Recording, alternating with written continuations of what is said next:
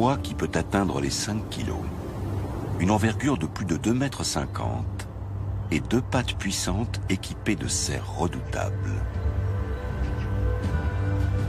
Le grand aigle de mer a tout d'un prédateur hors pair.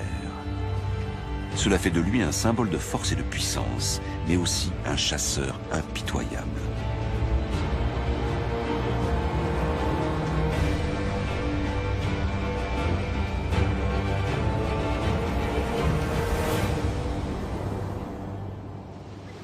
Son territoire s'étire jusqu'à l'extrême nord de notre continent, dans des contrées froides et inhospitalières.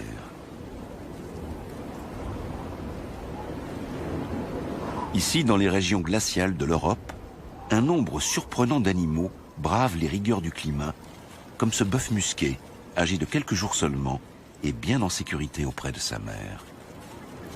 Les bœufs musqués ne sont pas une proie potentielle pour le grand aigle de mer. Le puissant rapace doit se contenter d'animaux plus dociles. Lorsqu'il chasse, il est constamment accompagné d'un groupe de corbeaux. Pour échapper à cette cour importune, l'aigle n'a pas d'autre choix que de s'envoler vers le large. En pleine mer, juste sous la surface de l'eau, la nourriture est très abondante, mais encore faut-il pouvoir l'attraper. Des millions de harengs parcourent les 1000 km qui les séparent de leur zone de frai située plus au sud.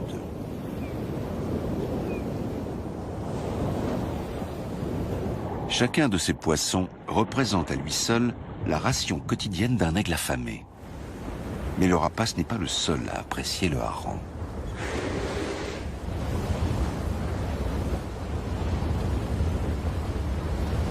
Des orques suivent aussi le banc de poissons. Il arrive que plusieurs groupes se mettent à suivre le même banc. Le buffet à profusion ne régale pas uniquement les orques. Les baleines à bosse accompagnent également le cortège de harengs et en profitent pour se rassasier. En une seule plongée, les géantes peuvent engloutir une centaine de poissons. En journée, les harengs si convoités évoluent à 100 mètres de profondeur. Au crépuscule, ils viennent se placer sous la surface de l'eau et remontent inlassablement le courant chaud du Gulf Stream. Le grand aigle de mer suit le courant à la recherche des poissons migrateurs. Il ne lui reste que peu de temps. Au nord du cercle polaire, les journées d'hiver sont bien courtes. De leur côté, les baleines n'ont pas besoin de lumière pour s'orienter.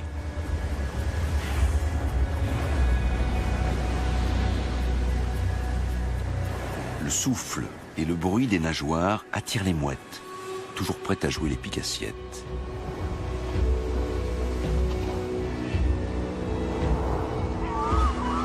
On observe jusque dans la nuit les mouettes et les aigles tournoyer au-dessus des orques et des baleines avant de fondre sur leur proie.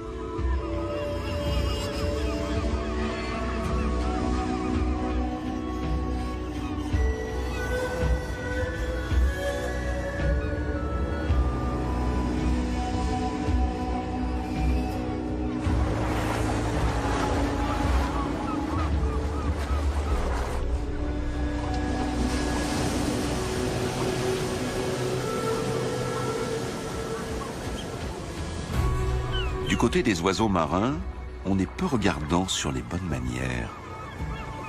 Lorsque les gros mammifères marins chassent le hareng ou d'autres poissons, ils abandonnent de nombreux restes dans leur sillon.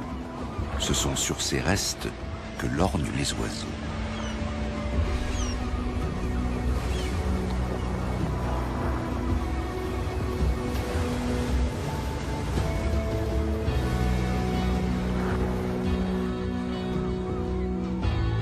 Les aigles gardent leur distance, tandis que les goélands argentés se précipitent dans la cohue et se disputent chaque poisson mort laissé par les baleines.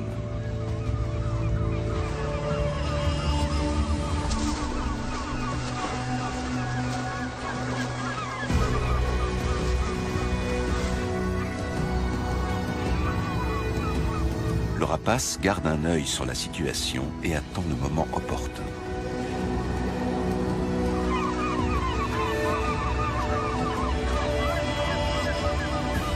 Trop occupés avec leurs semblables, les mouettes affamées passent à côté des meilleurs morceaux.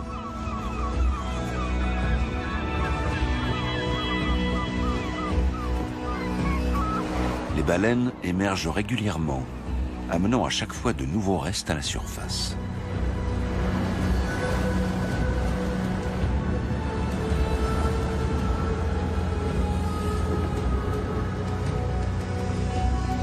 Le moment est enfin venu pour l'aigle d'aller se servir.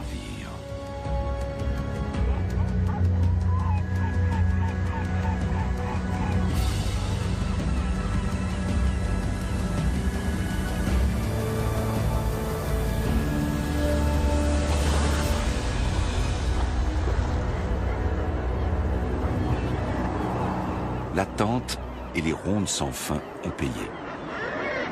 Un demi-kilo de poisson suffit à nourrir un aigle adulte. Le rapace majestueux serait-il un chasseur à la petite semaine, plutôt qu'un prédateur dangereux? Ou alors cette tactique est-elle caractéristique du grand aigle de mer le long des côtes de la Scandinavie? Le littoral de l'Atlantique Nord, battu par les vagues, n'est pas l'unique territoire du grand aigle de mer.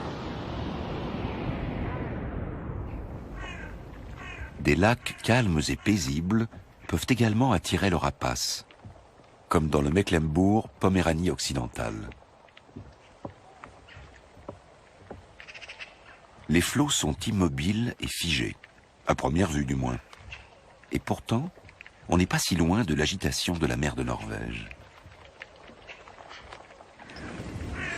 Tout comme dans l'Atlantique Nord, des animaux dont l'aigle est friand se rassemblent ici en très grand nombre. Et comme d'habitude, lorsqu'une abondante source de nourriture apparaît, des prédateurs de toutes sortes viennent prendre part au festin.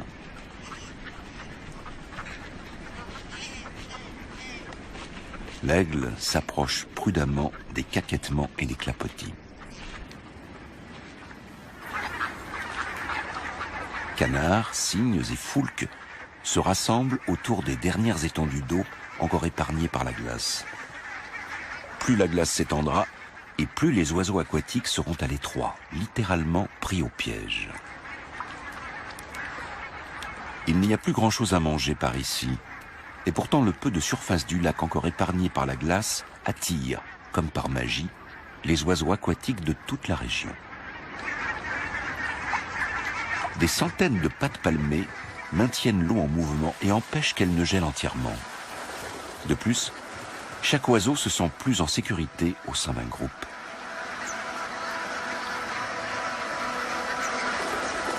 Tout comme le banc de harengs dans l'Atlantique Nord protège chaque individu en déconcertant ses prédateurs.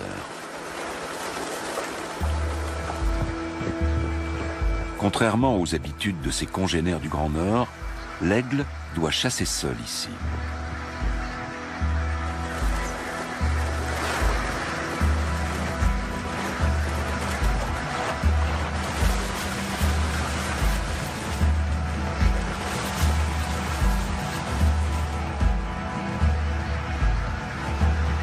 Une fois adulte, le rapace à la queue blanche est un chasseur confirmé, mais saisir un oiseau aquatique n'est pas chose facile. Devant la colère du cygne, il est même contraint un instant de battre en retraite.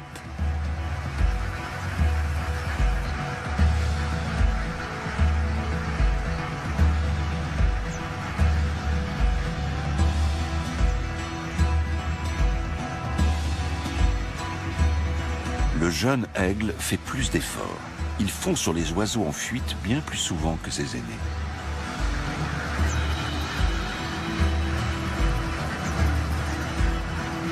Les aigles s'y prennent à plusieurs reprises. Ils s'envolent du rivage, tournoient au-dessus du trou d'eau et attendent le moment opportun.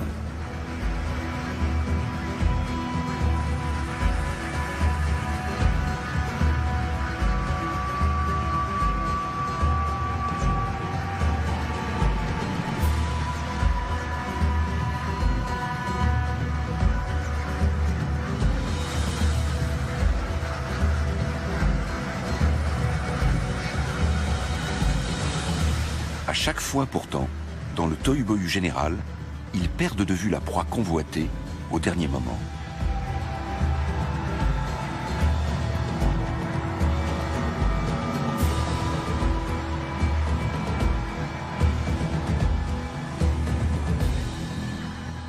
Une fois au sol, le grand aigle de mer n'effraie plus personne.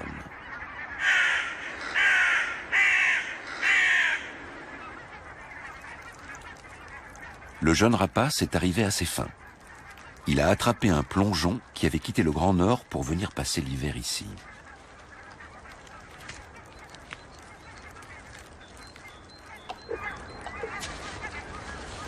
À cette saison, les grands corbeaux se soucient plus de leurs amours que de leur nourriture. Comme les humains, les corbeaux sont en général monogames. Bien avant la nidification, le couple resserre ses liens avec force gestes et palabres.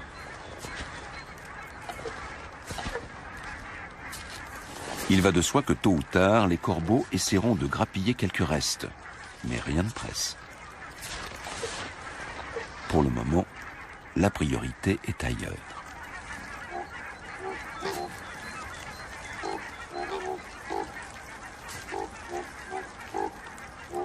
Le grand aigle de mer d'épaisse sa proie avec son bec qui lui sert de couvert. Il n'utilise ses serres que pour la maintenir en place.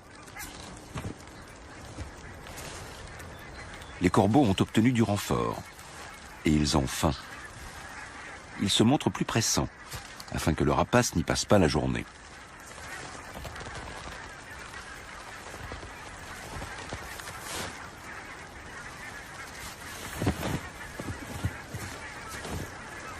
Au début, sans trop de succès.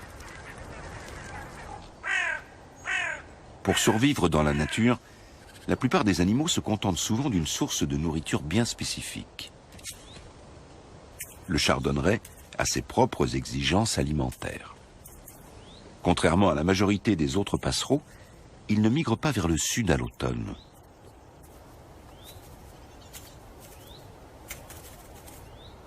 Grâce à un bec puissant et relativement effilé, il parvient à se nourrir de graines de plantes épineuses et notamment de graines de chardon, ce qui lui vaut son nom.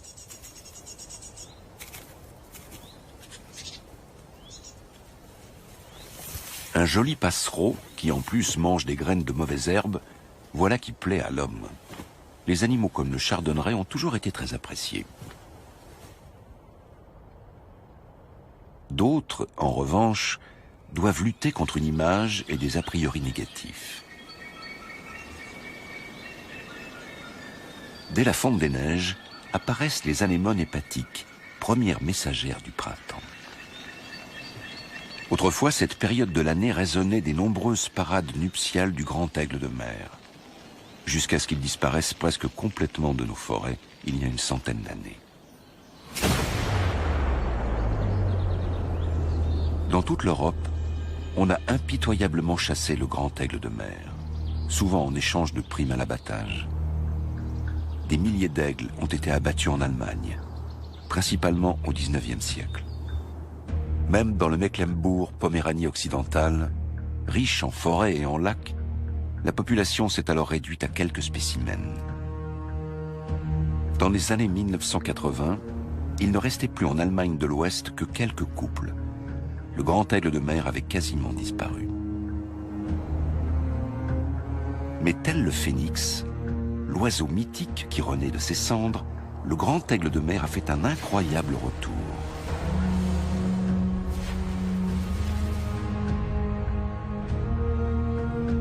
Au XXe siècle, la protection de la nature s'est développée et la chasse à l'aigle a été interdite.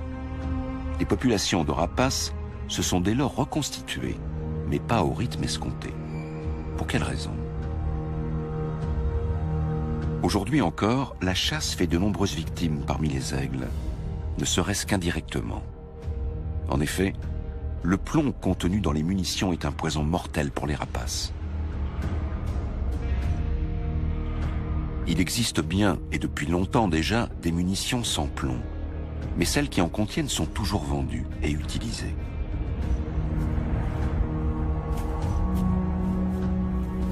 Un un animal abattu avec une cartouche au plomb représente un danger mortel pour un aigle.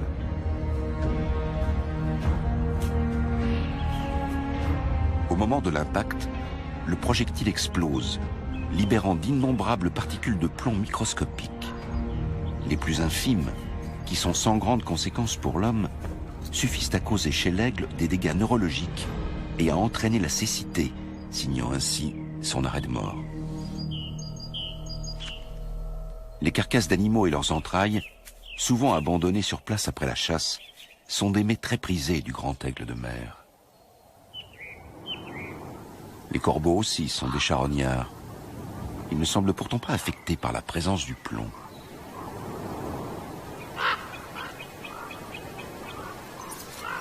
Mais des dizaines d'aigles succombent chaque année parce que des chasseurs refusent de se passer de munitions au plomb.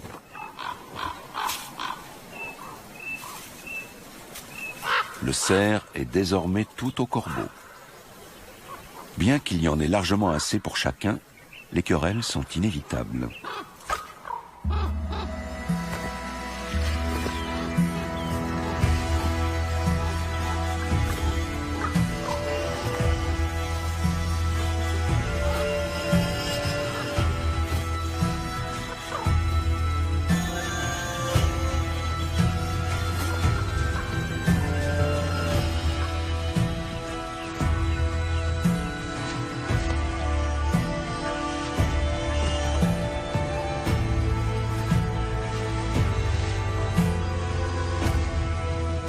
Les corbeaux aussi ont longtemps été chassés par l'homme, au point d'avoir presque disparu d'Europe centrale. À présent, ils reconquièrent progressivement leur ancien habitat.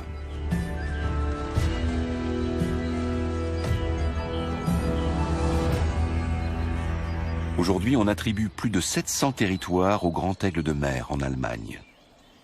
D'après les calculs des biologistes, il en faudrait 2 fois autant. Si on utilisait moins de munitions au plomb, on pourrait dans quelques dizaines d'années à peine réentendre le cri du grand aigle de mer dans ces forêts.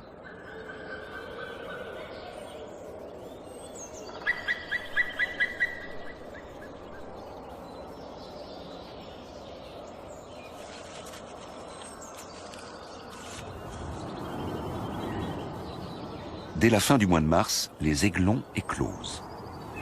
Les arbres sont encore bien nus et les rayons chauds du soleil de printemps n'ont aucune peine à atteindre l'air et à réchauffer la couvée. Même si le grand aigle de mer s'accommode de la présence de l'homme, son territoire de prédilection serait plutôt un savant mélange de bois, de lacs et de marais, loin des terres cultivées et de la civilisation. Des territoires que l'on trouve par exemple dans le nord de l'Europe. C'est dans ces régions que l'aigle a survécu, tandis que ses congénères du centre de l'Europe disparaissaient.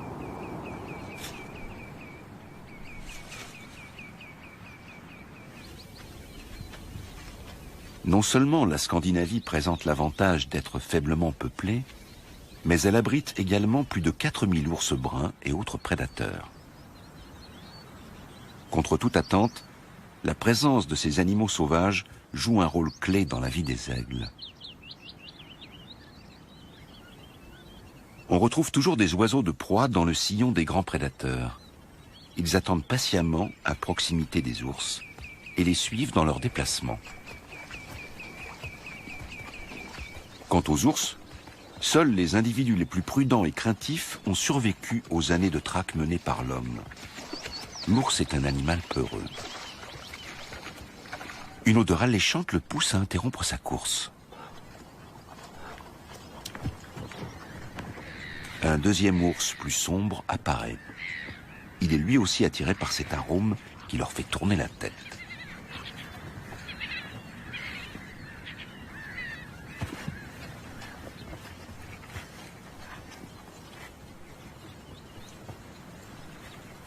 En été, au nord du cercle polaire, le soleil ne se couche jamais. Il fait clair toute la nuit et la vie s'écoule à un autre rythme, où chacun prend son temps.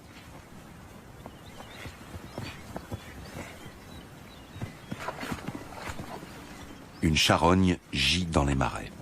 Voilà ce qui attire les ours.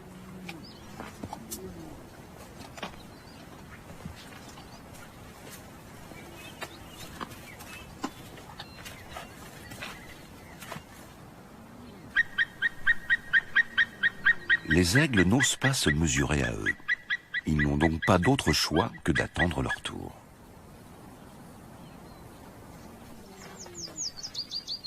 Les ours dévorent tout ce qu'ils peuvent de leur butin. Ils avalent jusqu'à 40 kilos de nourriture en un seul repas.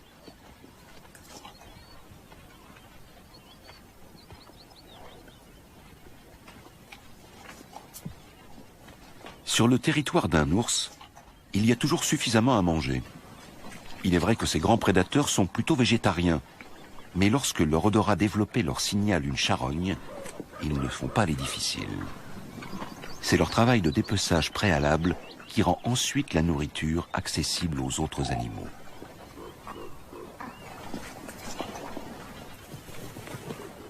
Les ours, les aigles, les corbeaux et les mouettes, chacun attend son tour. Dans la nature, une charogne représente une source inestimable de protéines.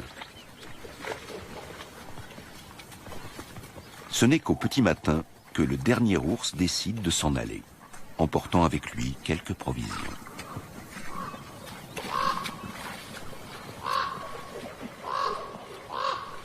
Tout danger semble écarté au sol. L'aigle vérifie que la voie est libre.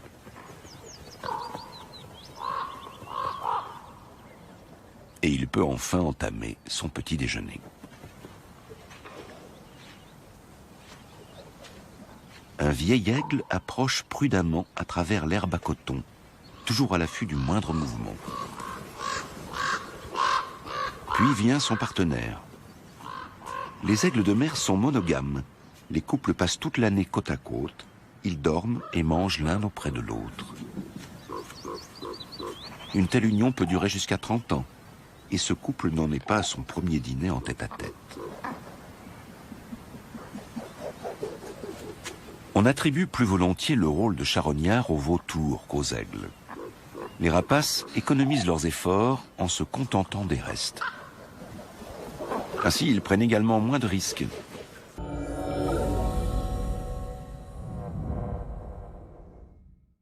Lors d'une chasse en rase-motte ou face à une proie qui se rebelle, l'oiseau peut se blesser.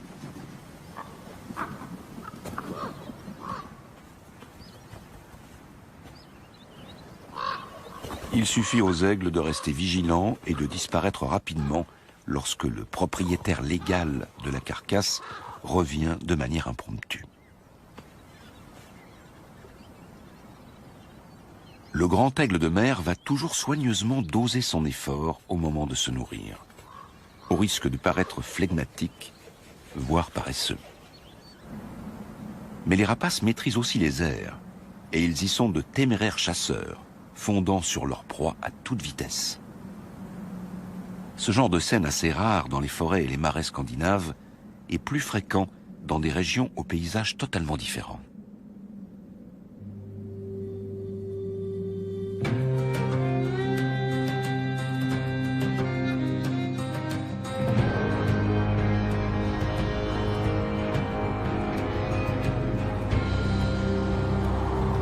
Il faut aller sur les côtes d'Europe du Nord et au-delà du cercle polaire pour mesurer réellement les capacités d'adaptation du grand aigle de mer.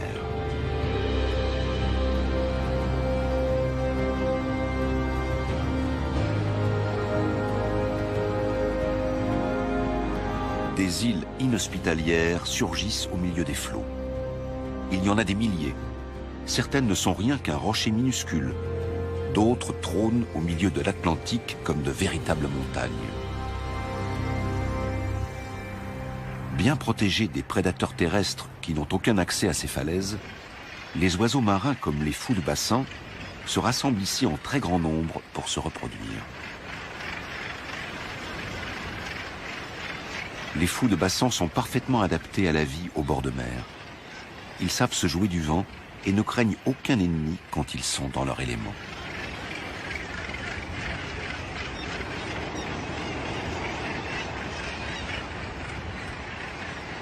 Il est un endroit où le grand aigle de mer et le fou de bassin se retrouvent régulièrement. Il s'agit des immenses colonies où les fous viennent se reproduire année après année. On attribue 45 colonies de nidification aux fous de bassin pour un total de 360 000 nids.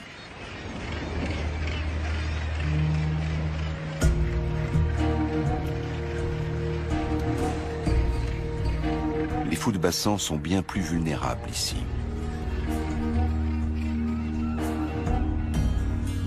Les aigles sont parvenus à s'implanter sans effort sur chacune de ces îles. Ils se sont même établis en Islande et au Groenland.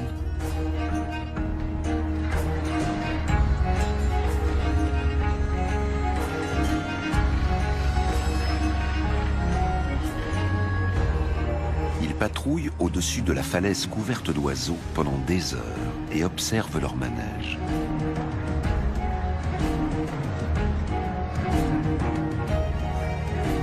Le chasseur a enfin repéré la proie idéale.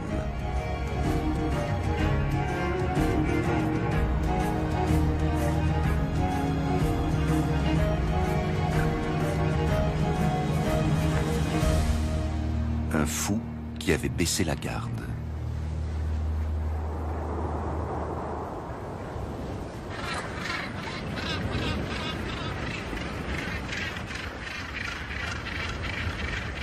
Lorsque la période de nidification prend fin, le calme règne à nouveau sur ces plages idylliques mais froides. Pour les aigles, les proies se font rares. De la nourriture à foison pendant quelques semaines, c'est très bien. Mais un territoire doit permettre à un aigle de se protéger du danger tout au long de l'année, de couver dans de bonnes conditions et surtout de trouver suffisamment de nourriture. On ne sait pas trop où les aigles nidifiaient avant qu'on les chasse massivement. Il est fort probable que nos immenses forêts de feuillus d'antan, avec leur riche faune, en faisaient partie.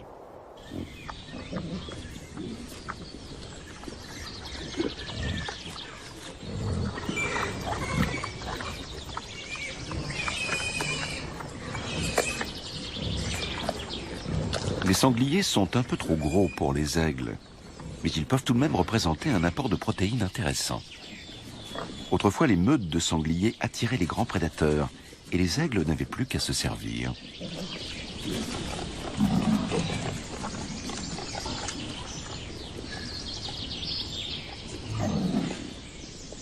Lorsqu'un aigle fait son nid dans la forêt, il choisit toujours le plus gros arbre.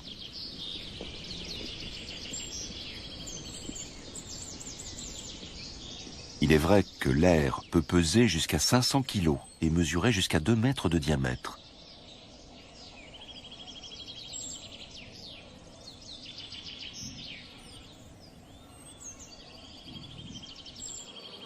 Un seul des 2 poussins a survécu, ce qui n'est pas rare chez les grands aigles de mer.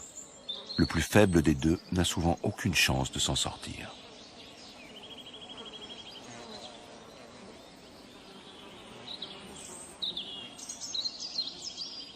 Contrairement aux sangliers, les aigles n'ont pas de prédateurs. Ainsi, une couvée d'un seul poussin à chaque saison suffit amplement à assurer la pérennité de l'espèce. Cela suffit aussi à faire croître la population d'aigles. Près de 100 ans après une éradication presque totale, ce phénix a colonisé la Hollande et le reste de l'Europe de l'Ouest depuis l'Allemagne.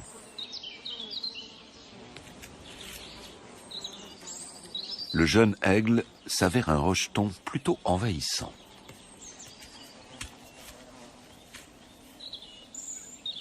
Il a 70 jours et a déjà avalé pas moins de 50 kilos de viande et de poisson. Il va bientôt prendre son envol.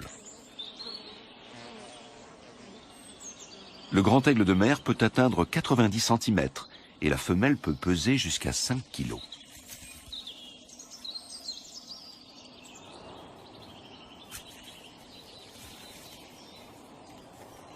Pourtant, elle s'élance dans les airs presque sans effort. Du fait de sa très grande envergure, le grand aigle de mer doit s'établir dans une forêt ancienne, aux arbres robustes.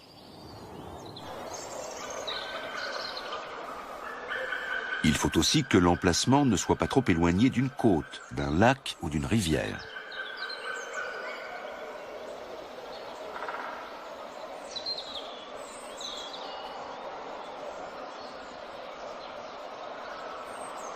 Aujourd'hui, les grands aigles de mer ne sont plus officiellement considérés comme une espèce menacée.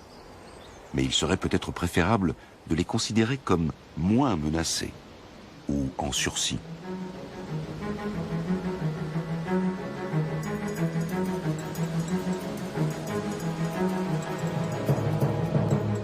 car un danger menace les aigles et les autres oiseaux, même dans les endroits les plus reculés.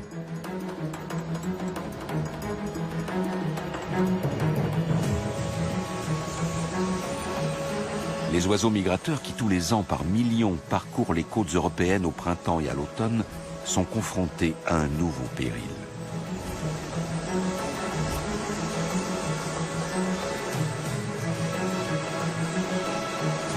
Les champs d'éoliennes sont l'emblème de la transition énergétique.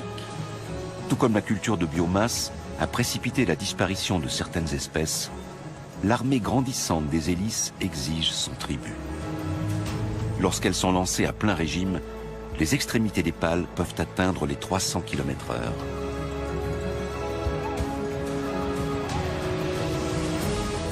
On ne connaît pas l'ampleur des dégâts à l'échelle européenne. Mais en seulement une décennie, un parc éolien construit en Norvège a coûté la vie à 30 aigles. En Allemagne, 95 rapaces ont à ce jour été victimes des éoliennes.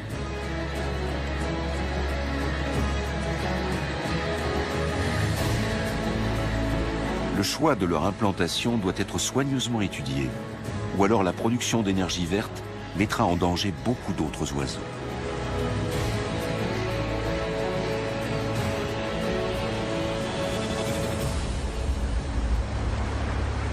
La totalité, ou presque, de la côte atlantique de la Scandinavie est à nouveau peuplée par le grand aigle de mer.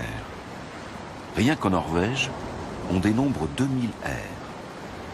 Dans les eaux chaudes du Gulf Stream, qui s'écoulent inlassablement vers le nord, les aigles trouvent bien assez de poissons pour se nourrir. Les forêts sont assez rares dans le Grand Nord. Les territoires les plus septentrionaux se trouvent en dehors des zones boisées. Comment les rapaces parviennent-ils à nidifier?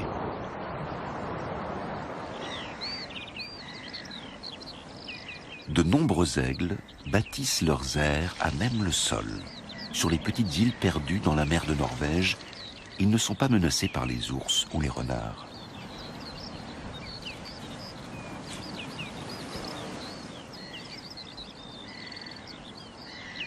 Le poussin a presque 80 jours quand il se prépare à quitter le nid. Lorsque celui-ci se trouve au sol, le danger de chute est assez réduit.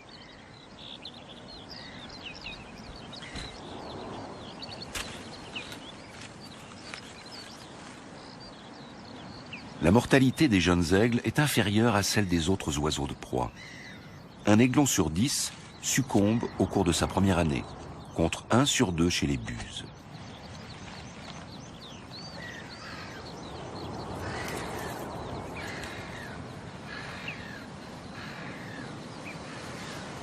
Il bénéficie donc de solides atouts pour prendre son envol.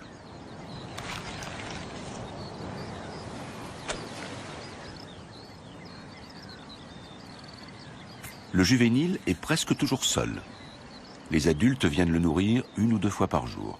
Pour le reste, il est livré à lui-même et passe beaucoup de temps à renforcer les muscles qui lui permettront de voler. Personne n'a besoin de le lui enseigner. Il n'a qu'à suivre l'irrépressible besoin qu'il éprouve au fond de lui.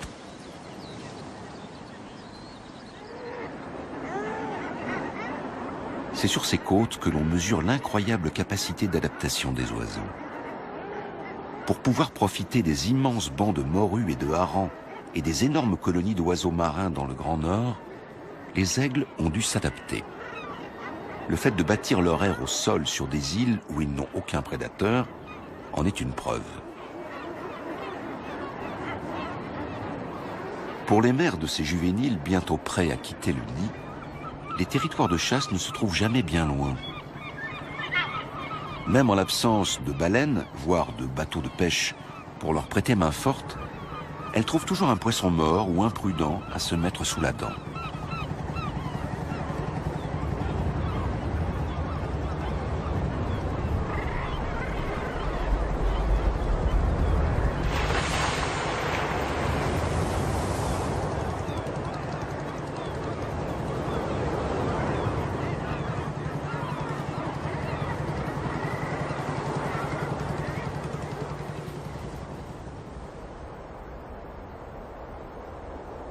On recense des grands aigles de mer de l'Islande jusqu'au Japon.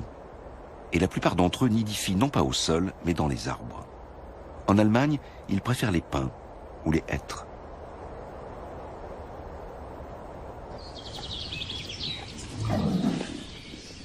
Les marcassins sont devenus de véritables petits sangliers et le poussin a tout d'un aigle adulte.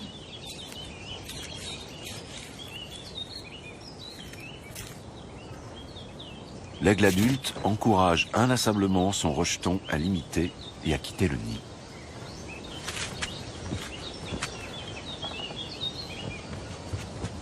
Mais avant cela, il faut s'entraîner sans relâche.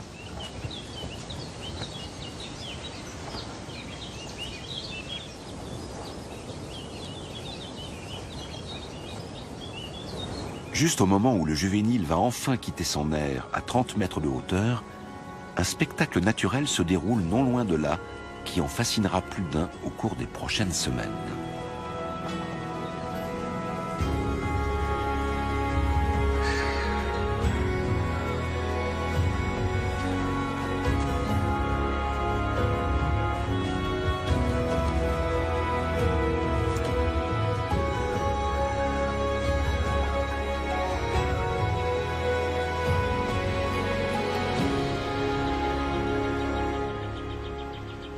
Sur une île proche de la forêt se trouve une colonie de cormorans. Quelques 1500 oiseaux noirs se rassemblent ici tous les ans pour nidifier.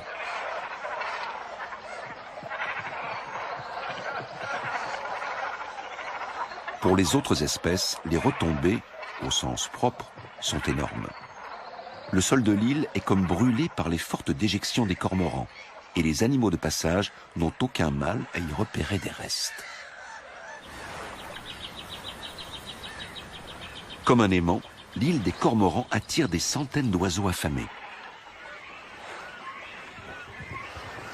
Les cormorans adultes n'impressionnent pas beaucoup les aigles de mer qui tous les matins viennent se poser sur les branchages recouverts d'une croûte blanchâtre. Les aigles sont parfois tentés de piller les nids isolés des cormorans, mais la plupart du temps, ils se posent et patientent. Tandis que les cormorans s'affairent à nourrir leurs petits, les aigles attendent que leur repas tombe du ciel.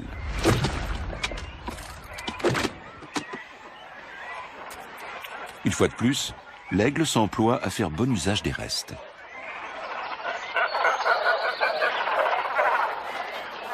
Les espèces dépendent les unes des autres. Lorsque le poisson est abondant, les oiseaux marins nourrissent leurs poussins sans peine. Et grâce aux cormorans, des dizaines d'aigles ne sont plus dans le besoin.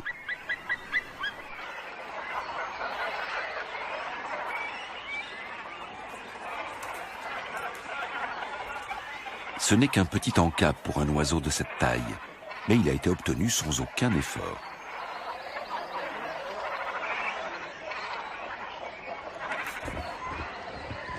Jusqu'à une vingtaine de jeunes aigles attendent leur tour certains jours sur l'île des Cormorans. Et ils ne sont pas les seuls à être alléchés par l'odeur.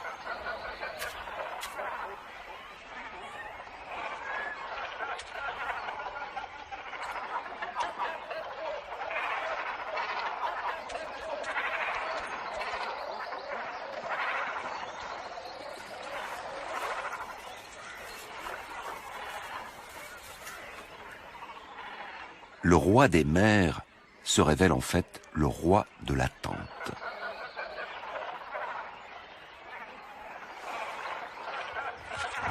Avec un peu de chance, l'aigle tombe parfois sur un mets plus copieux, comme par exemple ce cormoran mort qui devrait suffire à le rassasier.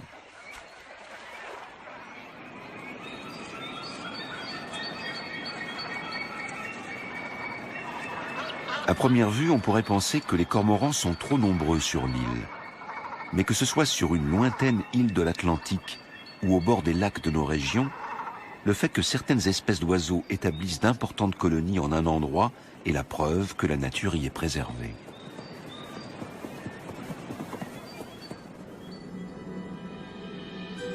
Jamais auparavant, on n'avait recensé autant de grands aigles de mer. Nous devons ce succès à l'engagement des protecteurs de la nature, des gardes forestiers et des chasseurs.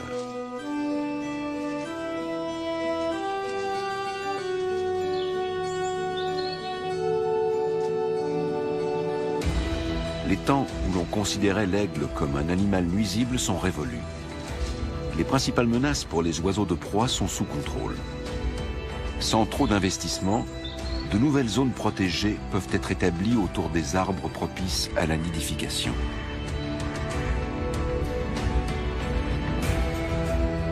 Ce qui manque aux aigles de nos régions, c'est une véritable nature à l'état sauvage. Des zones protégées plus étendues où les grands animaux peuvent évoluer en toute liberté. Il n'y a que très peu d'endroits en Europe où l'on peut s'imaginer à quoi ressemblait le continent avant l'intervention de l'homme.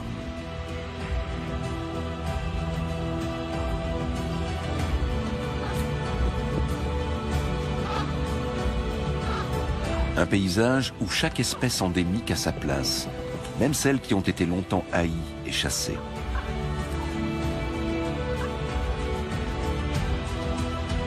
Un paysage où petits et grands animaux ont leur place, y compris les aigles.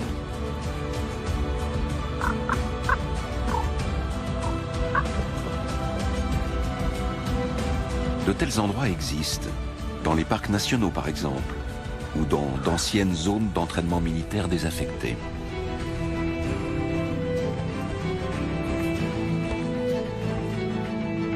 Les loups et les ours sont toujours plus nombreux dans les régions où ils ne connaissent pas de prédateurs. Si on leur permet d'y rester, chaque espèce en profitera.